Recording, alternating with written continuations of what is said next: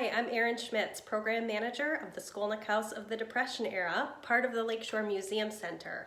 We're starting a new series called Room by Room. So we're going to go room by room and give you a little bit more history about the space that we are showing you this week. This week we are in the Depression Era house and we'll be talking about the dining room. So let's head there now. We're headed right through the living room or the parlor in the Depression Era house, and we're here in the dining room.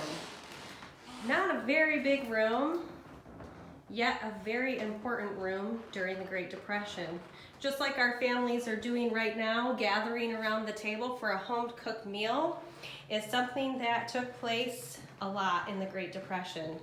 So this table would be used to gather your friends and family to eat those nice home-cooked meals. Board games and card games were played at tables like this one, and even board games were invented during the Great Depression, and the most popular game that was invented during this time is the game of Monopoly. Other things that families would do in the dining room is maybe play their piano, and this is a Chase Hackley player piano, and it does still play today, but I was having a little bit of problems getting it running, and so we'll have to show you another video of that player piano running because it sounds really neat. Some of the other things is that you'd always be ready to entertain. So here's where you'd have your buffet of your china and some dishes ready to serve. And this great cabinet. We refer to it as the Brunswick cabinet because it's made out of scraps that were thrown away at Brunswick, made by a man named Henry Westerhouse, who lived here in Muskegon, who worked at Brunswick 2 days a week, and he would take these scraps that were thrown away to construct this very nice cabinet. And inside we have some Depression era rose-colored glass. It's hard to see because of the glare, but these pieces you could pick up for free at movie theaters, gas stations, sometimes your grocery store, and so you get a whole collection of this cool rose-colored Depression glass. The last thing I want to tell you about is the telephone. So here is the phone, and it's not like our phones today.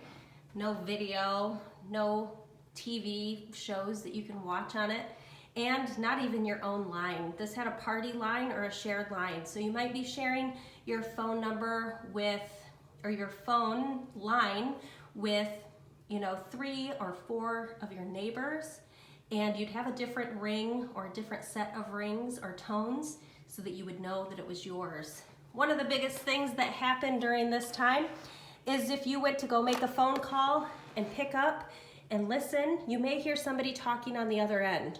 The polite thing to do would be to hang that phone right back up and wait your turn, but what ended up happening is picking up very quietly, covering the receiver, and listening to what was going on with your neighbors. Neighbors caught on to that pretty quickly, and so they would start to speak in their native language, like German, and so that you wouldn't be able to hear or understand. You'd be able to hear, but not understand what was going on in the conversation, so you couldn't gossip about that later. Cool picture over here is of Sophie Zemke, and she was actually the owner of the house and donated the house to the museum in 2006. So this is a great picture that we are able to honor Sophie's memory in the house and in the dining room. Right above this really cool high chair. So this did not belong to Sophie, but it definitely is of the era, and you can see the glass bottle here, the glass baby bottle, and even a baby toy made out of beads. You could make it out of buttons and on a metal chain, which we definitely wouldn't give a baby today.